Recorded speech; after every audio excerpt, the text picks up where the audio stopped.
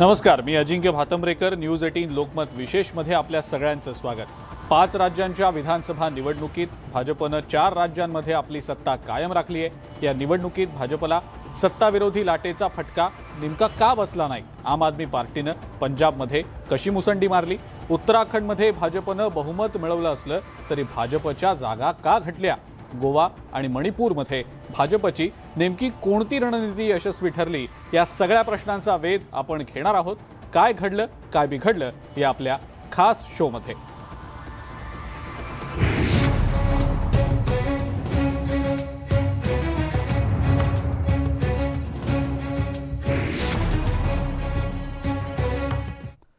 पाच राज्यांमधल्या विधानसभा निवडणुकीमुळे देशातलं राजकीय वातावरण ढवळून निघालं. आगामी काळात देशात होऊ घातलेल्या निवडणुकांवर या निकालाचे परिणाम होण्याची शक्यता वर्तवली जाते. पाहुयात याच विषयीचा हा स्पेशल रिपोर्ट.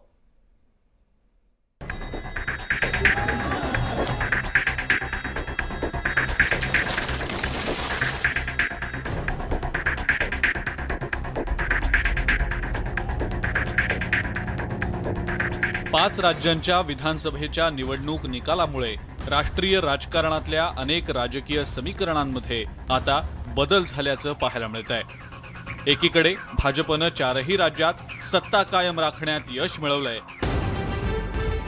तर दुसरीकडे काँग्रेसनं पंजाबची सत्ता गमावली आहे.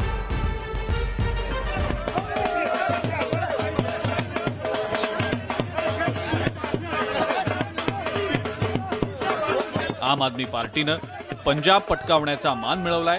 काँग्रेस देशात आता दिवसेंदिवस कमजोर होत असल्याचं चित्र आहे. तर समाजवादी पार्टीच्या उत्तर प्रदेश मधल्या जागांमध्ये तब्बल 2.5 पटींनी वाढ झाली आहे. अरविंद केजरीवाल यांच्या आम आदमी पार्टीनं तर पंजाबमध्ये कमालच केलेली आहे. आपच्या झाडूने पंजाबमधून काँग्रेसला पुरतं साफ करून टाकलंय. चन्नी आणि नवजोत सिंह सिद्धू या जोडीला पंजाबच्या जनतेनं धूळ चारली आहे. इस जंग में, इस धर्म युद्ध में, धर्मों में सबसे बड़ा धर्म है राष्ट्र धर्म. सिद्धू का राष्ट्र धर्म पिछले 17 सालों से कभी डोला नहीं, किसी पद के आकर्षण में नहीं था. इसीलिए आज भी वही ललक है, वही इच्छा शक्ति है और वही पंजाब के प्रति प्यार है.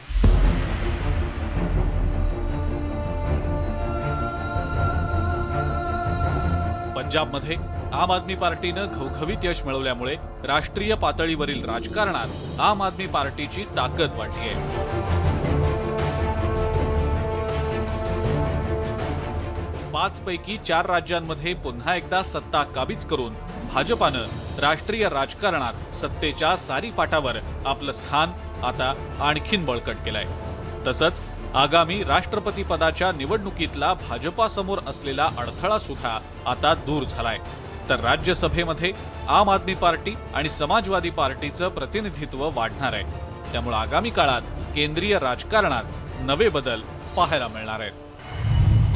उत्तर प्रदेश, पंजाब, उत्तराखंड, गोवा आणि मणिपूर या 5 राज्यातल्या विधानसभा निवडणुकीच्या निकालावर नजर टाकल्यास गेल्या वेळच्या तुलनेत भाजपच्या उत्तर प्रदेशात 57 जागा घटल्या आहेत, तर समाजवादी पार्टीच्या 64 जागा वाढल्या. उत्तर प्रदेशमधली निवडणूक प्रियंका गांधींच्या नेतृत्वाखाली लढूनही काँग्रेसच्या 5 जागा कमी झाल्या आहेत. मात्र उत्तराखंडमध्ये काँग्रेसच्या 8 जागा वाढल्या आहेत. उत्तराखंडमध्ये सत्ताधारी भाजपच्या 10 जागा कमी झाल्यात. पंजाबमध्ये आपच्या सुनामीत काँग्रेसच्या तब्बल 59 जागा घटल्या आहेत, तर आपच्या तब्बल 72 जागा वाढल्या आहेत. गोव्यात भाजपला बहुमताचा आकडा जरी गाठता आलेला नसला तरी गेल्या वेळेसच्या तुलनेत भाजपनं 7 जागांची अधिक कमाई केली आहे, तर काँग्रेसनं 6 जागा गमावल्या आहेत. मणिपूरमध्ये भाजपच्या 11 जागा वाढल्या आहेत, तर काँग्रेसच्या तब्बल 23 जागा घटल्या आहेत. प्रधानमंत्री जी का जो सबको लेकर चलने का जो उनका एक बहुत बड़ा भूमिका है, इसका कारण बीजेपी का जो विजय रथ है और आगे बढ़ेगा. और मेरा मानना है कि जो आने वाला चुनाव भी है, ये सारे चुनाव में बीजेपी का विजय होते ही रहेगा।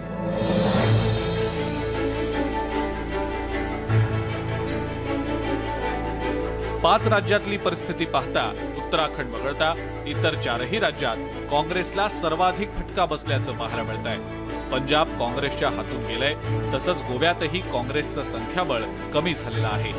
खरं तर कोणत्याही निवडणुकीत सत्ताधारी पक्षाला सत्ता विरोधी लाटेचा फटका बसण्याची भीती असते। मात्र भाजपची सत्ता असलेल्या चारही राज्यात सत्ता विरोधी लाट दिसलीच नाही। विरोधी पक्षांना या निवडणुकीत मोठी अपेक्षा होती, मात्र जनतेनं पुन्हा एकदा भाजपलाच संधी दिलेली आहे।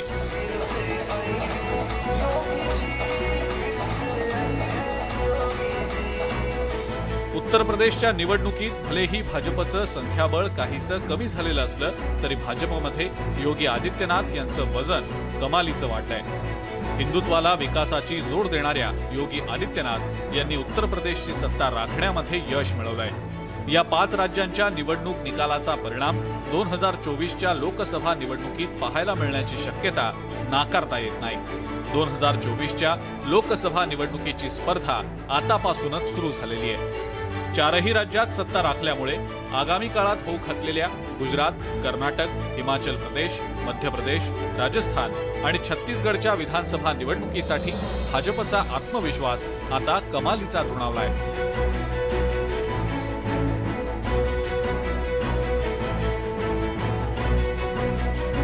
पश्चिम बंगालची निवडणूक भाजपनं अतिशय प्रतिष्ठेची केलेली होती,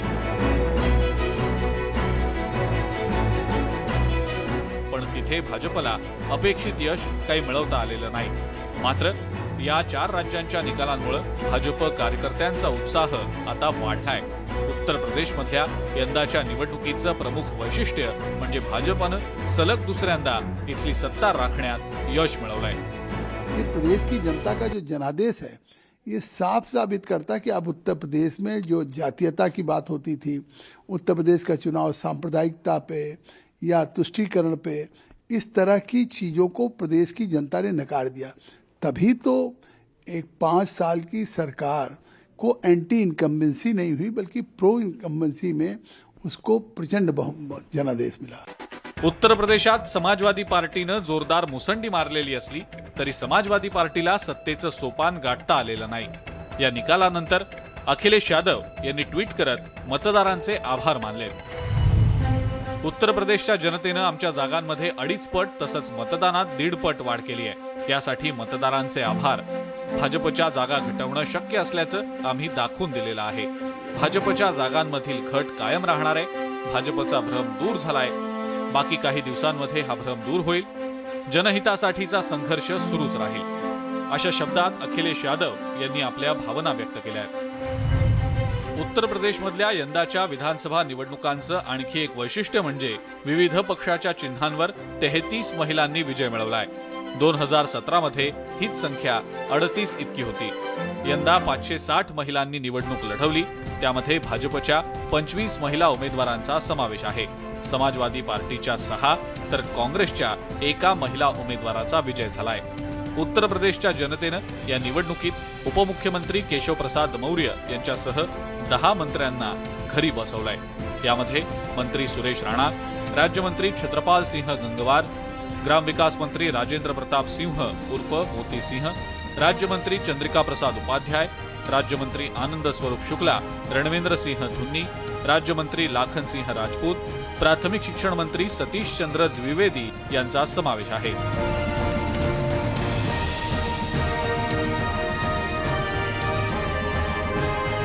उत्तर प्रदेशच्या निवडणुकीत भाजपचं संख्याबळ घटलंय तर समाजवादी पार्टीला अपेक्षित यश मिळवता आलेलं नाही। या निवडणुकीत काँग्रेस गलितगात्र झाली आहे तर आम आदमी पार्टीनं राष्ट्रीय राजकारणाच्या दृष्टीनं आता एक पाऊल पुढे टाकलेलं आहे। Bureau report, news 18 Lokmat. कलाकारांना विविध पक्षांचा प्रचार करताना आपण पाहत आलो आहोत, पण कलाकार यशस्वी राजकारणी झाल्याची मोजकीच उदाहरणं आहेत आणि यामध्ये आता आणखी एक नाव जोडलं गेलंय, ते म्हणजे भगवंत मान, पंजाबचे नवे मुख्यमंत्री। ਭਗਵੰਤ ਵੀਰ ਨੇ ਤਾਂ ਤੁਹਾਨੂੰ ਕਹਿਣਾ ਹੀ ਆ ਵੀ ਆਹ ਕੰਮ ਕਰੋ, ਹੁਣ ਤੁਸੀਂ ਨੇ ਕਰਨਾ ਬੱਚੋ ਕੰਮ ਵੀਰੋ, ਤੁਸੀਂ ਸਾਨੂੰ ਬਹੁਤ ਬਹੁਤ ਮਾਣ ਦਿੱਤਾ। हे आनंद अश्रू आहेत भगवंत मान यांच्या आईचे आणि कारणही तसंच आहे, कारण त्यांचा मुलगा आता मुख्यमंत्री बनतोय।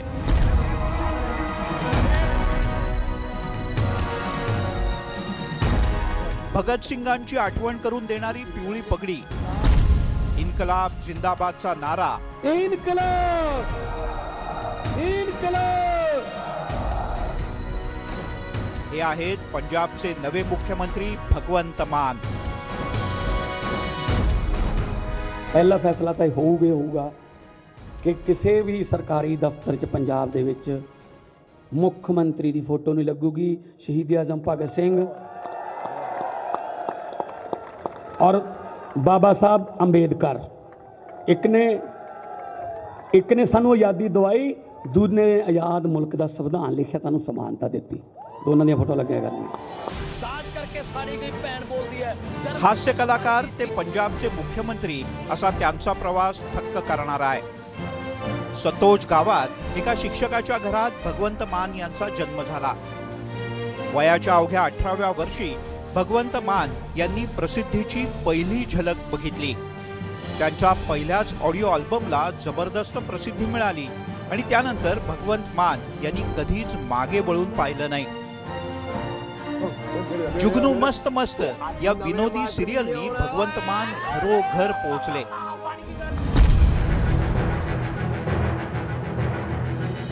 प्रसिद्धीच्या शिखरावर असताना भगवंत मान यांनी कॉमेडी सोडून राजकारणात प्रवेश केला आणि पीपल्स पार्टी ऑफ पंजाब सोबत राजकीय कारकीर्द सुरू केली। 2014 मध्ये पीपल्स पार्टीनं काँग्रेस सोबत जाण्याचा निर्णय घेतला, पण मान यांनी विरोध करत आम आदमी पार्टी सोबत नव्या इनिंगला सुरुवात केली।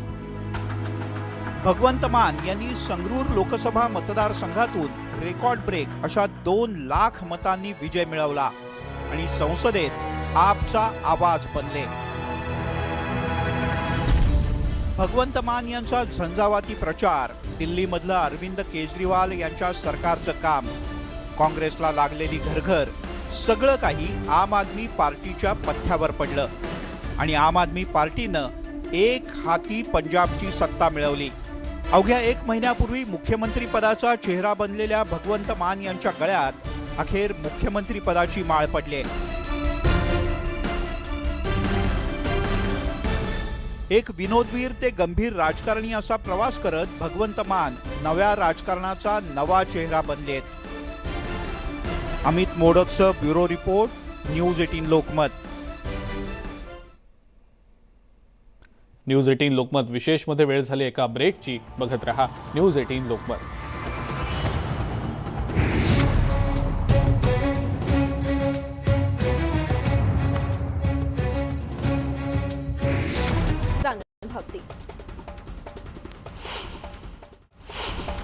राज्यपाल भगतसिंग कोश्यारी यांनी राज्य सरकारच्या ओबीसी विधेयकावर स्वाक्षरी केली आहे। राज्य सरकारनं विधिमंडळात ओबीसी आरक्षण संदर्भात विधेयक मंजूर केलं होतं।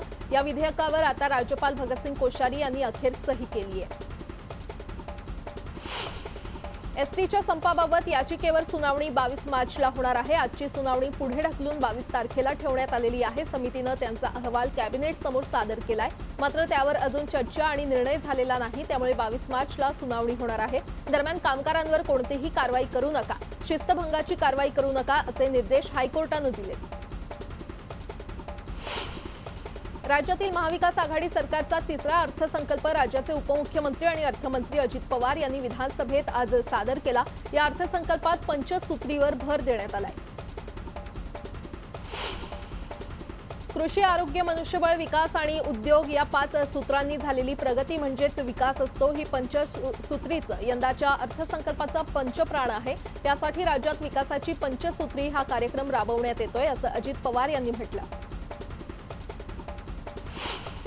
राज्यात राबवण्यात येणाऱ्या विकासाची पंचसूत्री या कार्यक्रमासाठी 4 लाख कोटींची तरतूद करण्यात आलेली आहे। या कार्यक्रमानंतर राज्यातील गुंतवणूक वाढेल आणि $1 ट्रिलियन अर्थव्यवस्था असलेलं महाराष्ट्र हे देशातलं पहिलं राज्य ठरेल असा विश्वास अर्थमंत्री अजित पवार यांनी व्यक्त केलाय।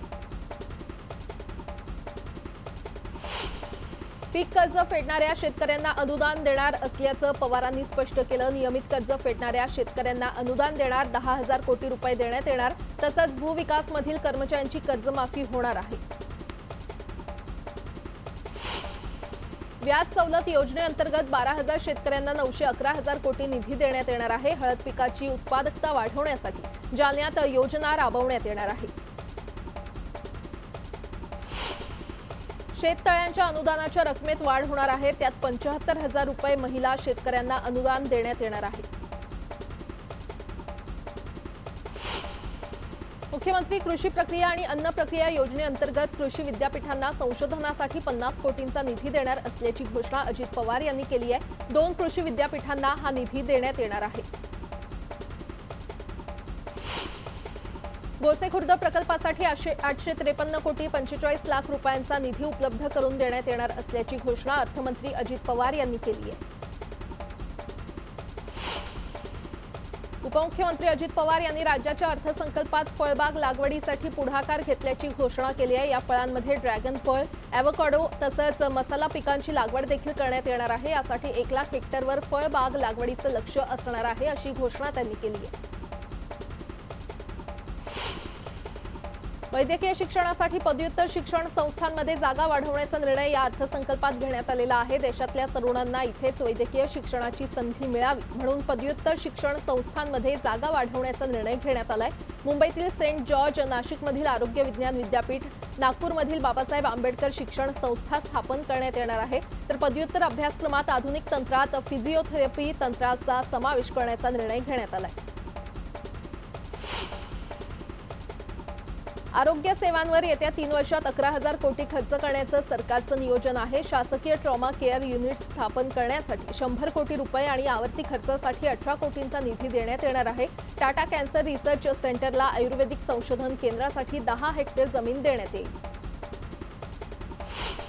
महिला शेतकऱ्यांसाठी कृषी योजनांमध्ये राखीव असलेली 30% तरतूद आता वाढवून 50% इतकी केलेली आहे. तसंच हे वर्ष महिला शेतकरी आणि मजूर वर्ष म्हणून साजरं केलं जाईल असा निर्णय या राज्याच्या अर्थसंकल्पात घेण्यात आलाय.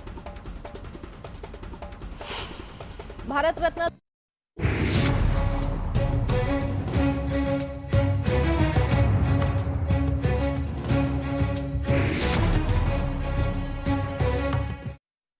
ब्रेकनंतर आपल्या सगळ्यांचं पुन्हा एकदा स्वागत.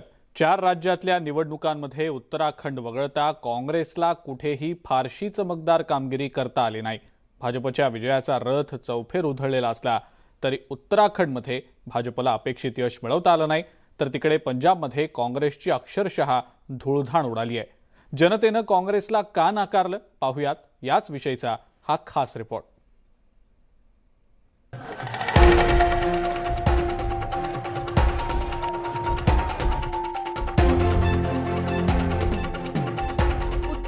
पासून ते उत्तर पूर्वेतील मणिपूर पर्यंत काँग्रेसला जोरदार झटका बसलाय. 5 राज्यांच्या विधानसभा निवडणूक निकालावर नजर टाकली तर मतदारांनी काँग्रेसला साफ नाकारलंय. गेल्या काही वर्षातील काँग्रेसची ही सर्वात निराशाजनक कामगिरी राहिली आहे. या 5 पैकी उत्तराखंडमध्ये काँग्रेसच्या जागांमध्ये काहीशी वाढ झाली आहे.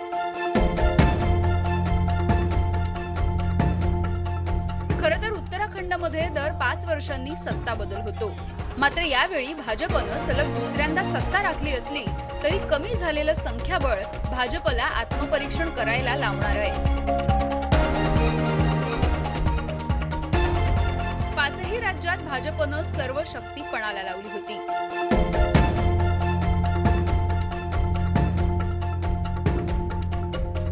पंतप्रधान नरेंद्र मोदींसह केंद्रीय मंत्र्यांची फौज सुद्धा प्रचारामध्ये उतरली आणि त्याचा परिणामही निवडणुकीच्या निकालातून आपल्याला बघायला मिळाला. उत्तराखंडमध्ये भाजपनं सत्तेचं सोपान गाठलं असलं तरी त्यांना अपेक्षित यश काही मिळवता आलं नाही. भाजपच्या घटलेल्या संख्याबळामागे अनेक कारणं आहेत. गेल्या 5 वर्षात भाजपनं 3 मुख्यमंत्री बदलले होते. त्यामुळे कोणत्याही मुख्यमंत्र्याला काम करण्यासाठी पुरेसा वेळ मिळाला नाही. वारंवार मुख्यमंत्री बदलामुळे पक्षाची विश्वासार्हता कमी होत गेली आणि त्यामुळेच उत्तराखंडमध्ये भाजपच्या मतांच्या टक्केवारीमध्ये घट झाली आहे. 2017 मध्ये भाजपला 46.5% मतदान झालं होतं. यंदा ते 44.3% झालं. 2017 मध्ये भाजपला 70 पैकी 57 जागा मिळाल्या होत्या. मात्र यंदा त्यांना 47 जागांवरती समाधान मानावं लागलं. 2017 मध्ये काँग्रेसला 12 जागा मिळाल्या होत्या, तर यंदा काँग्रेसने 21 जागांवरती विजय मिळवलाय. काँग्रेसला 38% मतं मिळाली आहेत, तर गेल्या वेळी काँग्रेसला 34% मतं मिळाली होती. उत्तराखंडमध्ये बसपा आणि आपला कोणताही प्रभाव पाडता आलेला नाही.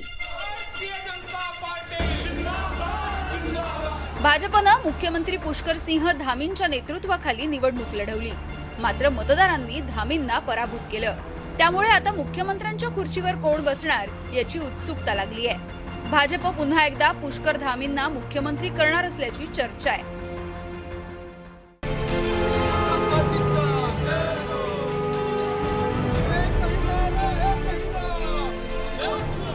देशातील इतर राज्यांच्या तुलनेमध्ये गोव्यातील राजकारण काहीसं वेगळं आहे. पक्षांतर आणि घोडेबाजारासाठी गोव्यातील राजकारण बदनाम आहे. गेल्या वेळी भाजप 2 नंबरचा पक्ष असताना सुद्धा भाजपनं सत्तेचं गणित जुळवून सत्ता काबीज केली.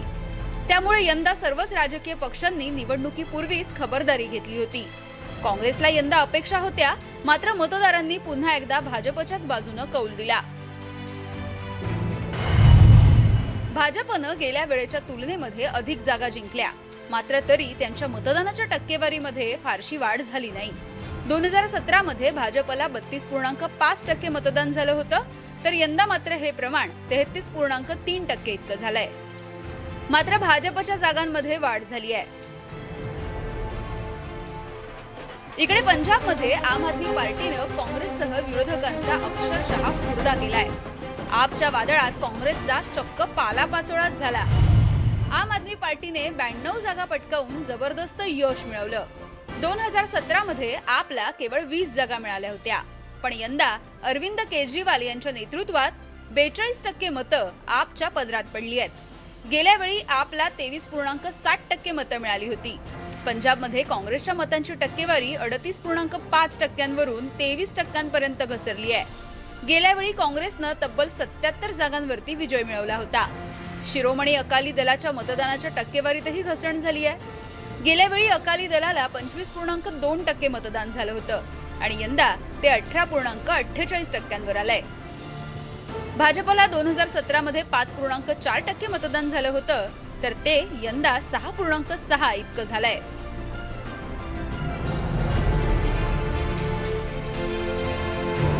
उत्तरेतील राज्यांप्रमाणेच मणिपूरमध्ये सुद्धा भाजपचं कमळ उमललंय. मणिपूरमध्ये भाजपनं मोठं यश मिळवलंय. भाजपचा जनाधार वाढला असल्याचं या निवडणुकीतून स्पष्ट झालंय. मात्र इथे काँग्रेसला जबरदस्त फटका बसलाय. 2017 मध्ये भाजपला 36.3% मतं मिळाली होती. यंदा हा आकडा 37.5% पोहोचला. तसंच पक्षाच्या जागांमध्ये सुद्धा वाढ झाली असून भाजप 21 वरून 32 पर्यंत पोहोचलाय. काँग्रेसच्या जागा भाजपच्या खात्यात गेल्यात. त्यामुळे मणिपूरमधील काँग्रेसची दयनीय स्थिती आहे. त्यामुळे उत्तर प्रदेशसह 5ही राज्यांचा विचार करता भाजपची कामगिरी इतर पक्षांच्या तुलनेमध्ये सरस ठरली असून 2024च्या लोकसभा निवडणुकीच्या दृष्टीनं हे निकाल महत्त्वाचे ठरणार आहेत. Bureau report, news 18 Lokmat. News 18 Lokmat विशेषमध्ये आज इतकंच. ताज्या बातम्या आणि अपडेट्ससाठी बघत राहा फक्त न्यूज 18 लोकमत.